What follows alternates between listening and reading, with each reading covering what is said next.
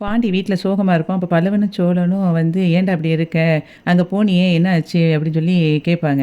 அப்ப வந்து "அத ஏன்டா கேட்குற?" அப்படின்னு சொல்லிட்டு நடந்தது எல்லாத்தையும் சொல்லுவான். அப்போ வந்து சோழன் சொல்லுவான், "ஏன்டா வானதி இப்படி இருக்கா?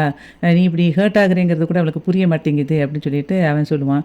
சோழன் சொல்லுவான், "நீ சொல்ல வேண்டியது தானே, உன்ன இப்படி ஹர்ட் பண்ணா உனக்கு எப்படி இருக்கும்?" அப்படின்னு சொல்லி கேட்க வேண்டியது தானே அப்படி சொல்லும்போது, அதுக்கு அவன் சொல்லுவான், "நான் கேட்டேன்டா." அதுக்கு சொல்றான், "நீயும் பல்லவனும் சேர்ந்து அவள கிண்டல் அடிப்பீங்கல்ல, அப்போ நீ என்ன பார்த்துட்டு தானே இருந்த." அப்படின்னு சொல்லி சொல்றா.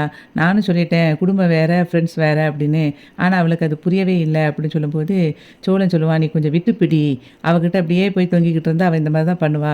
விட்டுப்பிடி எல்லாமே சரியாகும்." அப்படின்னு சொல்லும்போது, அவன் சொல்லுவான், "நான் வந்து நேரா நிலா அண்ணிகிட்ட தான் போனேன்." அப்படின்னு சொன்னோனே, நிலா வீட்டுக்கா போன? நிலா வீட்ல உன்ன நல்லா பார்த்துக்கிட்டாங்களா?" அப்படின்னு சொல்லி அவன் கேட்பான். அதுக்கு நல்லா கவனிச்சுக்கிட்டாங்க. அங்க போயிட்டு வந்த பிறகு தான் எனக்கு கொஞ்சம் நிம்மதியா இருந்துச்சு." அப்படின்னு சொன்ன உடனே, அதுக்கு வந்து சோழன் சொல்லுவான், "நம்ம ஆளு எல்லாத்துலயும் கரெக்ட்டா தான் சொல்லுவா." அப்படின்னு சொல்லிட்டு இருப்பான்.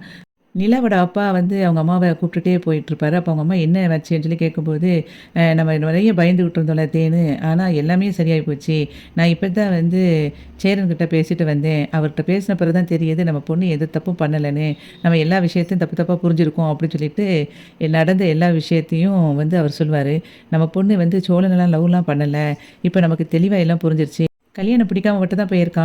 அப்படின்னு சொல்லி அவங்க அப்பா சொல்லுவாரு. அவங்க அம்மா சொல்லுவா, "பாத்தீங்களா நம்மகிட்ட ஒரு விஷயத்த கூட அவ சொல்லல." அப்படின்னோனே, "அவ மேலேயும் எந்த தப்பும் இல்ல. நம்ம அவள வந்து சொல்லவே விடல. இப்ப நமக்கு எல்லாம் தெரிஞ்சிருச்சுல்ல.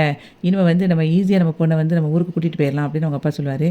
அதுக்கப்புறம் நிலாவ கூப்பிடுவாரு. கூப்பிட்டுட்டு நிலா கிட்ட சொல்லுவாரு, "நான் வந்து உன்ன தப்பா புரிஞ்சுக்கிட்டேன்ம்மா. எல்லா விஷயமும் இப்ப சேரன் என்ட்ட சொல்லிட்டாரு." அப்படின்னு சொல்லிட்டு அவள வந்து சொல்லுவாரு, "நீ கல்யாணம் பிடிக்காம அப்படி போயிருக்க. அத நான் வந்து தப்பா புரிஞ்சுக்கிட்டு உன்கிட்ட இவ்வளவு கோவப்பட்டுட்டேன். நீ வந்து இனிமே கவலைப்படாத. அப்பா உனக்காக எல்லாம் பண்ணுவேன். உன் இஷ்டம் தான் என் இஷ்டம். உனக்கு என்ன இப்போ சென்னையில இருந்தே வந்து வேலை பார்க்கணும் அவ்வளோதானே! நீ என்னனாலும் பண்ணு. உனக்காக அப்பா சப்போர்ட்டா இருப்பேன்." அப்படி சொன்ன உடனே நீலா அவங்க அப்பாவ கட்டிப்பிடிச்சு சந்தோஷமா இருப்பா. அதுக்கப்புறம் அவங்க அம்மா சொல்லுவா வந்துட்டு தனியா அவங்க அப்பாகிட்ட, "ஏங்க நீங்க என்ன அப்ப இங்கேயே இருக்கிற மாரி தான் யோசிக்கிறீங்களா?" அப்படின்னோனே, "இல்ல, இல்ல.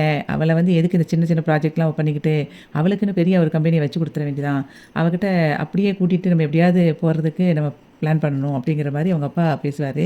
கொஞ்ச நாளைக்கு அவ ஆசைப்பட்ட மாதிரி அவ வேலைய பார்க்கட்டும். நம்ம வந்து எல்லாம் பொறுத்திருந்து தான் பார்க்கணும் அப்படிங்கிற மாரி அவங்க அப்பா சொல்லிருவாரு.